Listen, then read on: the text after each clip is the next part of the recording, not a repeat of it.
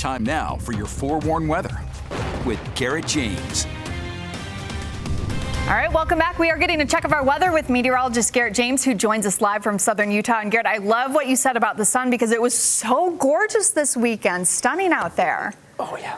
Oh, it absolutely was, especially for northern Utah. The great news is more nice weather is on the way, Courtney, so be sure to get outside and enjoy it because it's going to be here for a few more days until our next system arrives, and I'll talk about that in just a second. But right now we can see the radar shows almost empty, and I mean just almost empty. We can see actually in the western part of Washington County that there is just a little bit blip of green, but really other than that, we're looking at dry conditions across the Beehive State. But for how long? Well, we take a look at the upper level futurecast, and we can see high pressure is in effect right now, but there is some low pressure off to our south, and that is bringing some what we call wraparound moisture to the south and around to the Four Corners region. And that is going to cause maybe a slight little pop-up shower, maybe a stray lightning strike or two tomorrow, but I'll show that in the futurecast in a second. But let's take a look at what the rest of the weather pattern shows. Shows high pressure pretty much remains in effect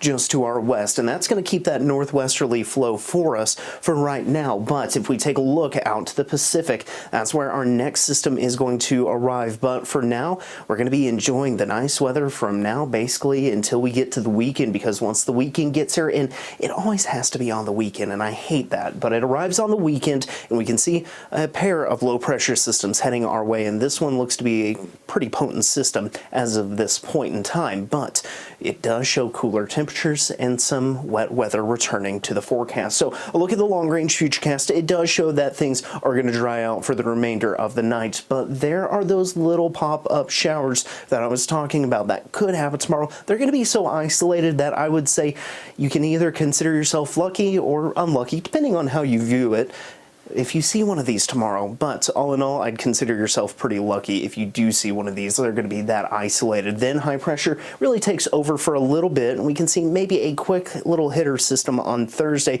but it's really Friday into Saturday where we see that next big low pressure system arrive, and with it is going to come precipitation chances for the Wasatch Back and front, and then we can even see parts of southern Utah getting in on the action as well by Sunday. And then we can see by Monday most of it tries to taper off and clear up and out of the area at that point. So speaking of precipitation, well, the spring outlook, it's already dropped, and first day of spring is tomorrow. So what's it looking like? Well, it's looking pretty neutral for right now. It's looking not necessarily wetter than average, but it's looking average. Not a little bit wet, not a little bit dry. It is looking just average for the entire state. But if we take a look at the temperature aspect of it for the northern and northwestern portion, it could be slightly warmer than average. Take a look at temperatures. It's still warm out there right now. 61 Salt Lake City, 69 for St. George, but lows tonight show most of us will fall down into the 30s. And then tomorrow's highs, we'll see a lot of 60s and a few 50s in the upper elevations, and St. George leading the way in the low 70s. Look at the Wasatch Front 7-day forecast. It shows Saturday, Sunday, and Monday.